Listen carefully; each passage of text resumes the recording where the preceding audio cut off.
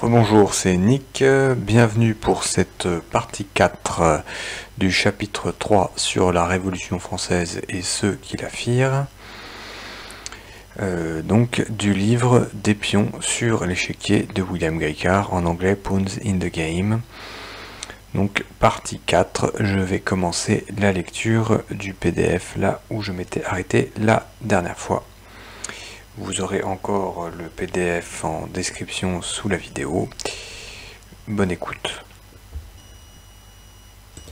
J'en étais resté donc à la page 64. Page 64 était terminée. Donc page 65. Nous traiterons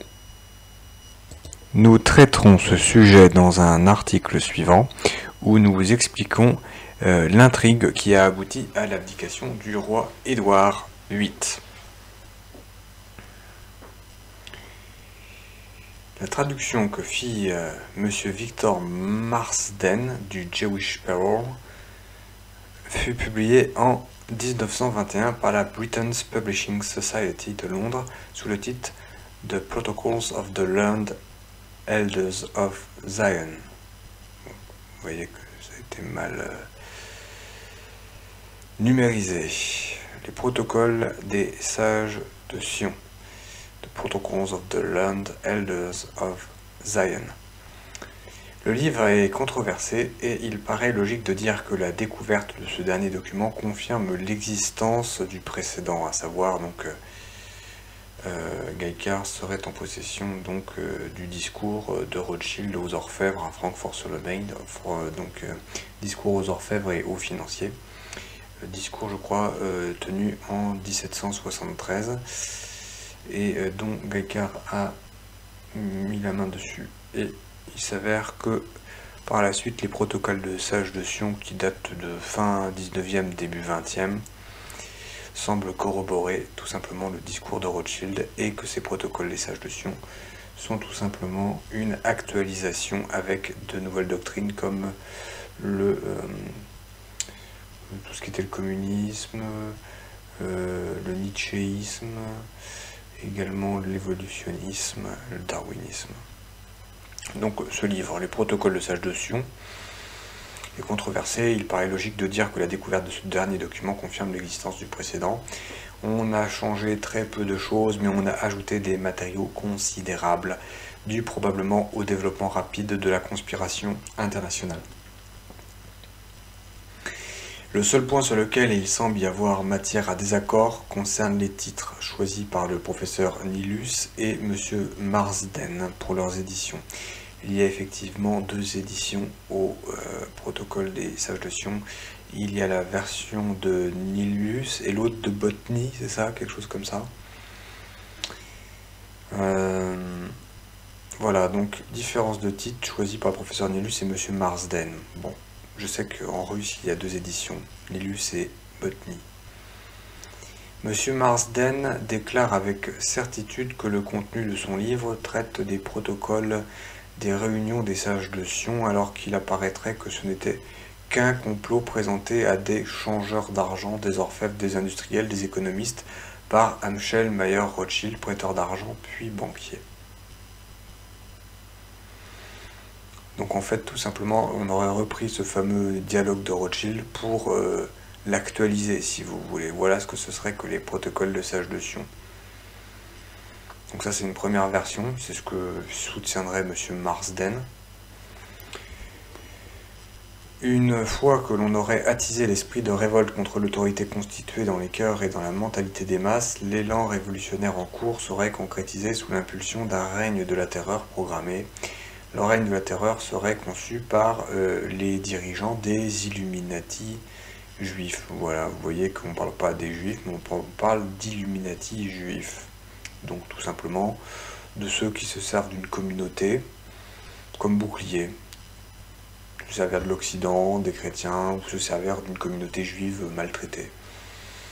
Voilà, toujours faire écran. Vous savez, c'est le principe de la société écran. Voilà. Bon. À leur tour, ils infiltreraient leurs agents dans la franc-maçonnerie française qu'on venait d'organiser et ils établiraient les loges du Grand Orient de façon à pouvoir les utiliser en underground révolutionnaire et en tant qu'instrument de diffusion du matérialisme historique, dialectique et athée. Alors bon, il y a eu une infiltration de la maçonnerie. La maçonnerie existait a priori avant les Illuminés de Bavière et donc les Illuminati. Et ça a été infiltré. Voilà. Ça, c'est une certitude. Puisqu'on sait qu'il y a, je crois que, si je dis pas de bêtises, je sais plus quel grand-père fondateur américain de la République américaine avait précisément dénoncé l'emprise des Illuminati sur la maçonnerie américaine. Je crois que c'est Jefferson, mais j'en suis pas certain. Et ensuite, on sait que la maçonnerie, donc, qui a commencé, je crois, avec les constitutions d'Anderson, je sais plus si c'est en 1619 ou 1719, je crois que c'est 1719, quelque chose comme ça. Ou 1717, ouais, c'est 1717, ouais, quelque chose, c'est 1717, ouais. Il n'y a pas d'Illuminati, évidemment. C'est tout simplement des intellectuels, philanthropes qui se réunissent et avec une vision, on va dire, dite des Lumières, si vous voulez. Les Lumières, à proprement parler, sont antérieures à l'illuminisme. L'illuminisme s'est greffé dessus. Voilà. Bon, à voir. Donc, diffusion du matérialisme historique, dialectique et athée, le but étant tout simplement de détruire les institutions religieuses qu'on avait tenté de circonvenir au préalable. Et ces institutions n'étant pas coopérantes, en fait, on se propose de leur substituer autre chose, une autre spiritualité, une autre compréhension, une autre science. Voilà comment ça marche. Rothschild termina son discours en faisant remarquer que si l'on prenait suffisamment de précautions, leur lien avec le mouvement révolutionnaire ne serait jamais connu. Donc, société écran. Nous pouvons alors poser la question suivante. Comment peut-on arriver à prouver que ces réunions secrètes eurent bien lieu? Et si elles eurent bien lieu, comment pouvons-nous apporter la preuve des sujets qui y furent traités? Ça, c'est clair que c'est un gros problème. La réponse est simple. Il a été possible de connaître ce complot diabolique grâce à un acte de Dieu. Voilà. C'est de là dont on parle, en fait, tout simplement, Gaïcard. Il va vous expliquer cela. On retrouve la même chose avec, en fait, dans la conjuration antichrétienne de Monseigneur de Lassus, ou même avec l'histoire pour servir au jacobinisme, quelque chose comme ça, de l'abbé Barwell.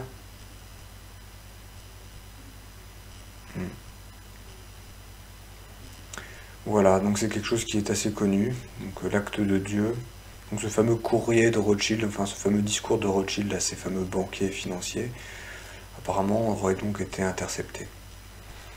En 1785, un courrier à cheval galopait à bride abattue en direction de Paris et transportait des informations détaillées sur le mouvement révolutionnaire mondial en général et des instructions à propos de la Révolution française programmée en particulier.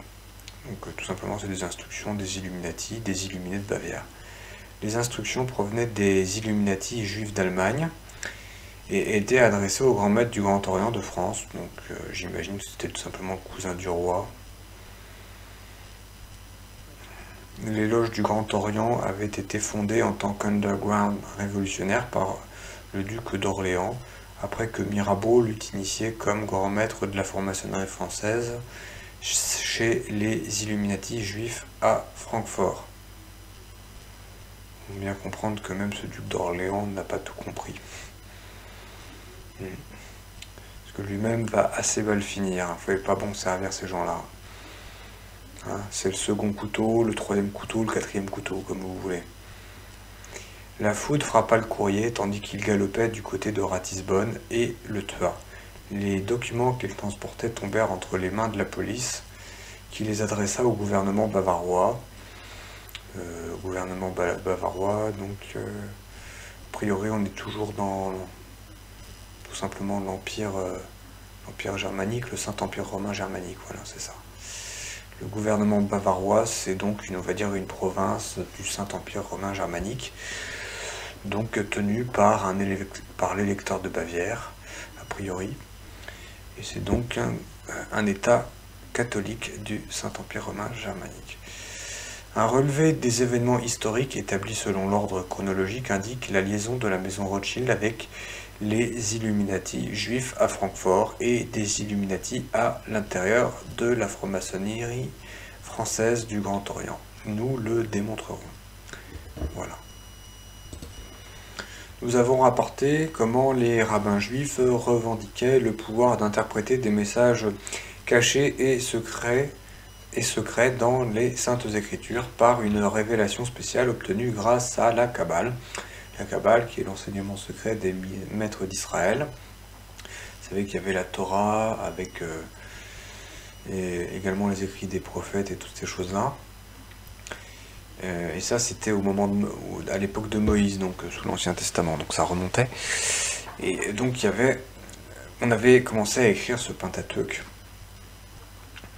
mais qui avait également tout simplement une grande tradition orale juive, ce qu'on appelle effectivement la Kabbale, qui a toujours existé, à proprement parler, mais que cette Kabbale ensuite a fini par être mise par écrit, et a pris des proportions en fait très très importantes, et cette Kabbale s'est particulièrement développée, on va dire, je crois, vers la Renaissance, tout simplement.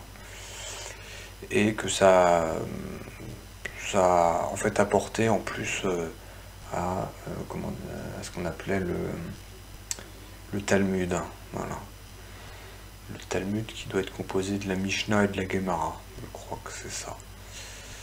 Donc la Kabbale, c'est encore quelque chose de supplémentaire. C'est une vision ésotérique du monde. Une vision codée, avec tout un tas de guématries, qui a fortement inspiré une branche de l'alchimie, tout en sachant que, bon, alchimie, Kabbale et tout ça, à un moment, ça s'est mélangé, et que une bonne partie des juifs étaient, on va dire, hostiles à la Kabbale, mais que progressivement ça s'est imposé. Voilà. Et qu'aujourd'hui, rares sont les juifs qui n'ont pas adopté la Kabbale. Les rabbins ne sont plus hostiles à la Kabbale, voilà. Le problème, c'est qu'on a mis un peu tout et n'importe quoi dedans. Alors je ne suis pas du tout spécialiste, mais c'est devenu une éponge à erreur, ce truc-là. Et qu'à mon avis, les enseignements secrets des maîtres d'Israël et les enseignements de Moïse, eh ben, dis donc, ils ont dû être sacrément trafiqués. Il aurait été insignifiant de revendiquer de tels pouvoirs, à moins qu'ils aient eu une organisation ou un instrument à leur dévotion, dont la fonction était de mettre à exécution l'inspiration qu'ils prétendaient avoir reçue. Les prêteurs d'argent, quelques grands prêtres, des directeurs et des sages décidèrent qu'il fallait organiser une société très secrète pour servir leur but maléfique. Ils l'appelèrent l'ordre des Illuminati.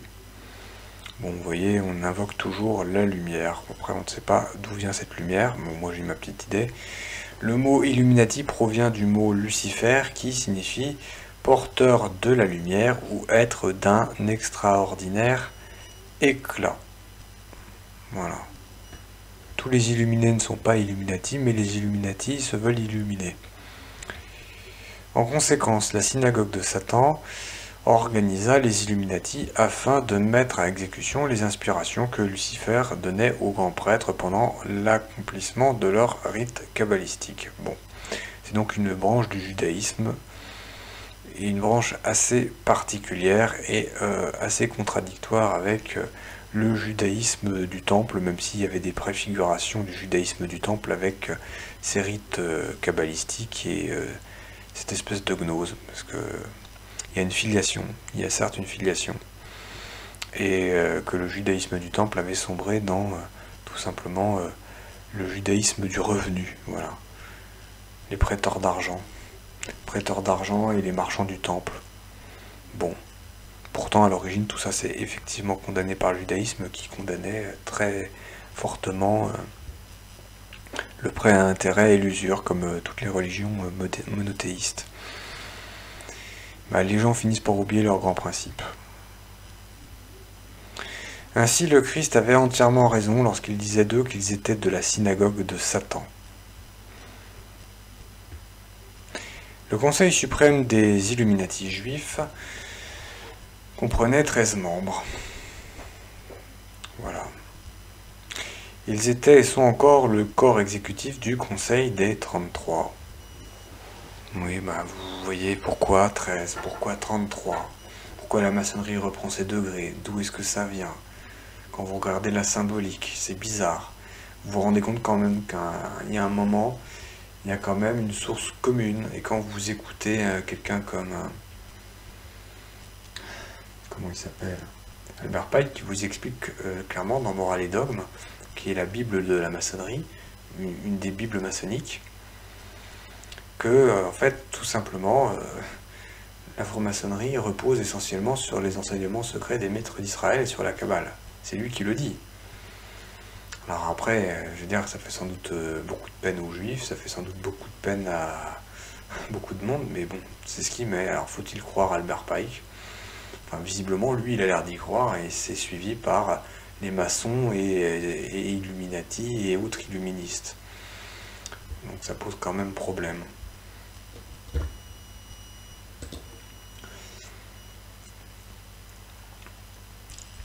Les chefs des Illuminati juifs prétendent avoir une connaissance très étendue de tout ce qui a trait à la doctrine religieuse, aux rites religieux et aux cérémonies religieuses.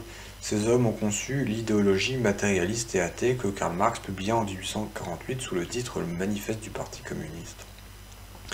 Pourquoi créer l'athéisme? Tout simplement pour détruire les autres religions, pour ensuite en imposer une unique mondiale, qui en fait s'appelle le noachisme. Le noachisme, c'est la religion pour les autres, parce que le peuple juif conserve sa religion pour lui, et considère qu'il est un peuple de prêtres, et que ils doivent en fait enseigner et être les prêtres du monde.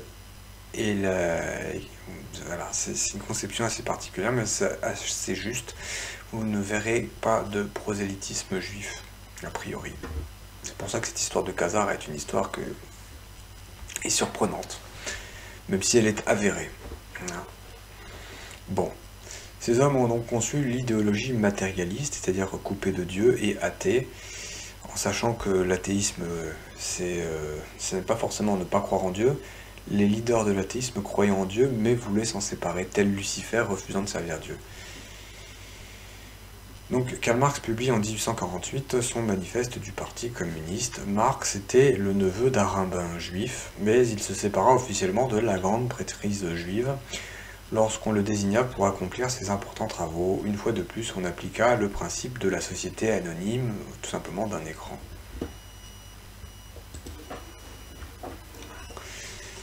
Si le Suprême Conseil se composait de 13 membres, c'était surtout pour rappeler aux membres leur unique devoir, détruire la religion fondée par le Christ et ses 12 apôtres. Donc a priori, ça, on a retrouvé ça dans les documents des Illuminés de Bavière, parce qu'ensuite il y a eu perquisition à leur siège en fait. Ouais, d'accord. Et d'ailleurs là-dedans il n'y a pas que des juifs, parce qu'en fait le conseil qui dirige en fait apparemment ce sont des juifs et tout ça. Mais dans les assemblées vous aviez beaucoup de gens qui n'étaient pas particulièrement juifs. Vous aviez des érudits, des savants, des scientifiques. Afin de garantir le secret et de prévenir la possibilité d'une trahison comme celle de Judas, chaque homme initié chez les Illuminati devait prêter un serment d'obéissance illimitée au chef du Conseil des 33 et reconnaître qu'il n'existait aucun mortel au-dessus de lui. Bon, apparemment, le duc d'Orléans aurait donc été initié chez ces fameux Illuminés de Bavière pour devenir chef du Grand Orient de France, voilà.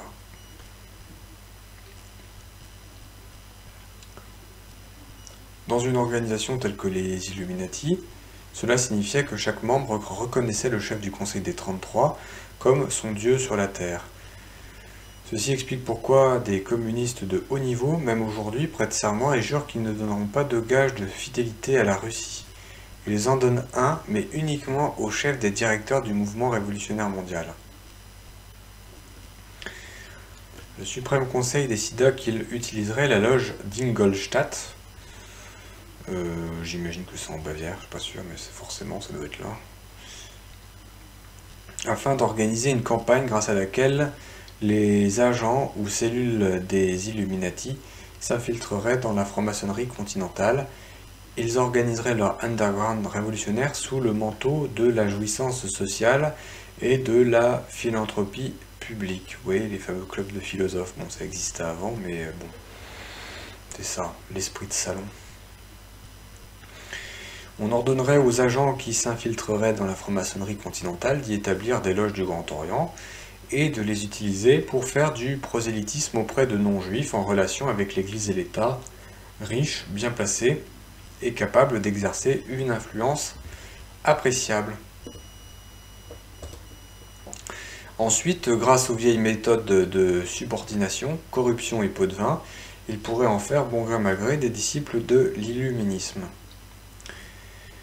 Il pourrait même arriver à leur faire prêcher l'inversion des 10 commandements de Dieu et leur faire prendre la défense du matérialisme athée. Bon, vous voyez un exemple comme ça, mais ça me vient. Par exemple, vous avez la Church of Satan, l'église de Satan, qui a été fondée par Zandvoort Lavey, vous savez. Zandvoort Lavey, c'est Lévi, voilà. Donc honnêtement, c'est quelqu'un qui vient d'une famille juive. Alors bon, on va me dire que c'est toujours monomaniaque. Il n'y a pas que des juifs à faire ça. C'est vrai, mais quand même, c'est toujours un peu signé, ces trucs-là. C'est toujours assez étonnant. Voilà. Les gens font comme ils peuvent. Une fois que l'on eut arrêté cette politique, les agents du Suprême Conseil contactèrent le marquis de Mirabeau, the right man, c'est-à-dire l'homme juste, enfin l'homme qu'il faut pour la situation, on va dire. Donc ce fameux marquis de Mirabeau qui accepterait probablement de servir leur dessein en France. Il faisait partie de la noblesse et avait une grande influence dans les cercles de la cour. Il était aussi l'ami intime du duc d'Orléans, donc grand maître du Grand Orient de France, dont ils avaient décidé qu'il serait leur homme de paille pendant la future Révolution française, duc d'Orléans qui a fini, il me semble bel et bien, guillotiné. Un petit peu comme Danton et compagnie, qui a réalisé qu'il s'était fait doubler. Je crois de mémoire qu'on lui avait proposé tout simplement de prendre la couronne à la place de Louis XVI, de le faire roi à la place du roi. Bon, mais c'est tout simplement le fait d'intriguer. Il n'avait pas prévu de décapiter l'Église catholique. Hein, bon, voilà. Il aurait su quels étaient ses maîtres, s'il avait bien compris, il ne l'aurait pas fait. Et ce type-là, quand même, était initié par les Illuminés de Bavière. Bon. On vous dit jamais tout. Hein. Mais plus important encore, le marquis de Mirabeau était dénué de toute moralité et ses excès licencieux l'avaient conduit à s'endetter énormément. Voilà, le pognon, toujours le pognon. Un homme comme Macron. On dit que Macron était un golden boy et qu'il claquait beaucoup de pognon. C'est des gens, en fait, ils sont tenus, ils ont des scandales, des affaires. Et on les fait chanter avec ça. Il n'y a que ça de vrai, hein, malheureusement. Rien de plus facile pour des prêteurs d'argent que de rentrer en contact avec le célèbre orateur Mirabeau. Présentés comme ses admirateurs et amis, ils offrirent de l'aider dans ses difficultés financières. En réalité, ils le firent tomber de la satisfaction égoïste de ses désirs dans les abîmes du vice et de la débauche, le criblant de dettes envers eux autant qu'il le pouvait. Dès lors, il ne put qu'être leur exécutant. Au cours d'une réunion, on présenta Mirabeau à Moïse Mendelssohn, un des grands financiers juifs qui le prirent en main. Mendelssohn présenta alors Mirabeau à une femme, célèbre pour sa beauté et son charme, mais d'une moralité sans scrupules. Cette affolante personne était mariée à un certain monsieur Hertz. Mais pour un homme comme Mirabeau, le fait qu'elle fût déjà mariée la rendait encore plus désirable. Très vite, elle passa plus de temps avec Mirabeau qu'avec son mari. Profondément endetté envers Mendelssohn, étroitement pris au piège par madame Hertz, Mirabeau était tout à fait réduit à l'impuissance. Il avait avalé l'hameçon et la ligne avec. Bon, vous voyez monsieur Macron. Monsieur Macron était avec une femme donc plus vieille que lui, plus âgée, pour pas être méchant. Et ça pourrait être une couverture pour une liaison dite homosexuelle, parce qu'on pense très fortement que ce Macron est effectivement homosexuel, ou à tout le moins bisexuel. Et que ce monsieur a des liens avec tout simplement des gens un peu plus élevés, et que on va dire que c'est un mignon, voilà. Quelqu'un, c'est un Attali Boys, hein. Comme Sarkozy, comme Hollande, hein. Celui qui a recruté notre désastre national de Hollande, hein. Bah, c'est monsieur Attali. Attali est également un bon ami de Sarkozy. Qui a recruté également Ségolène Royal? C'était Attali. Il les a présentés, François Hollande et Ségolène Royal, à François Mitterrand. François Mitterrand ne pouvait pas saquer Jacques Attali. On lui a imposé Jacques Attali. De sources sûres. Et il ne supportait pas Attali, mais on lui a imposé, puisque Mitterrand n'était pas quelqu'un de probe. Mitterrand avait beaucoup de choses à se reprocher, et vous voyez, un homme comme Mitterrand s'est fait imposer n'importe quoi. Et Attali, c'est lui qui nous a mis Macron. C'est lui qui a imposé Macron. Quelle horreur. Donc ce fameux Mirabeau avait avalé l'hameçon et la ligne avec, mais comme de bons pêcheurs, ils jouèrent doucement avec lui pendant quelque temps. Car s'ils exerçaient une trop forte pression, le fil pouvait casser et leur poisson s'échapperait. Donc il faut vraiment ferrer la bête. Leur dessein était de le faire initier à l'illuminisme. Il jura le secret et une obéissance illimitée sous peine de mort. Puis on l'amena dans des situations compromettantes qui furent mystérieusement rendues publiques.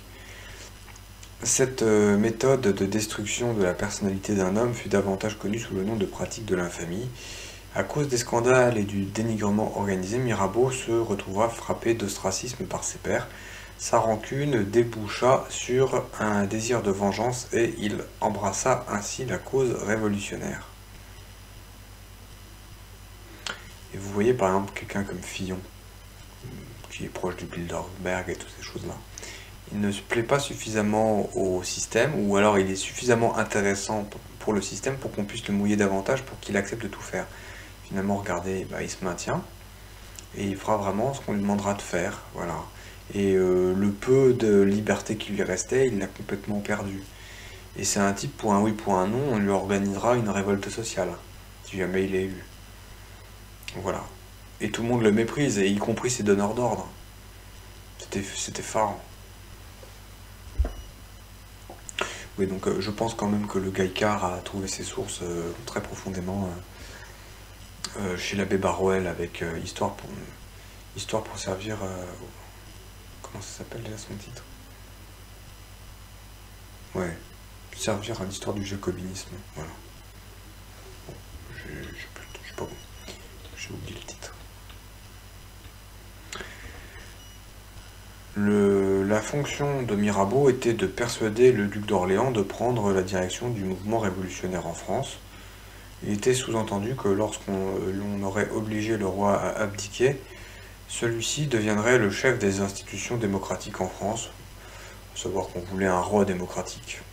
Hein, vous savez, une monarchie constitutionnelle, une démocratie, bon, tout ça, c'est taillé. On peut tailler les institutions à volonté dans le sens qu'on veut, quoi. Bien entendu, jamais les conspirateurs ne laissèrent entendre à Mirabeau et au duc d'Orléans que leur intention était d'assassiner le roi, la reine, ainsi que des milliers de nobles, et également de saccager le clergé et le peuple. Bon. Hein, les salauds ne sont pas complètement salauds, voilà. Ils leur firent simplement croire que le but de la révolution était de libérer la politique et la religion du despotisme et de la superstition, voilà. Et ces gens-là l'ont cru, hein. Vous savez, ces philosophes des Lumières, ils y croyaient, hein, leur truc, hein. C'est pas... Bon, ils se prenaient pour des beaux esprits, il y avait des principes de gnose, d'alchimie, de ce que vous voulez. Alors ça paraît séduisant, parce que les gens aiment, c'est ce qu'on appelle l'attrait de la nouveauté, ce qui est à la mode. Malheureusement, ce qui est à la mode, c'est pas toujours ce qui est vrai. Voilà. Et qu'on a des gens comme ça. On n'a pas de les gens. Un autre facteur incita le pouvoir occulte à décider que le duc d'Orléans serait leur homme de paille.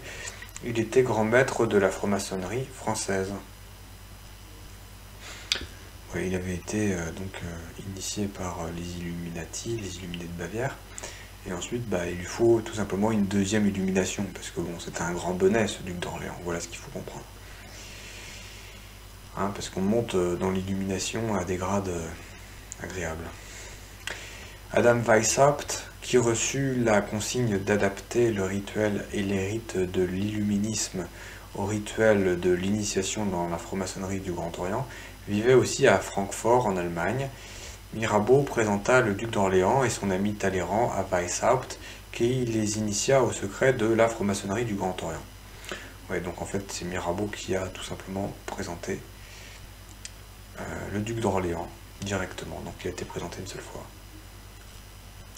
Fin 1773, je crois aussi que c'est la date du discours de Rothschild que j'ai lu aux orfèvres et autres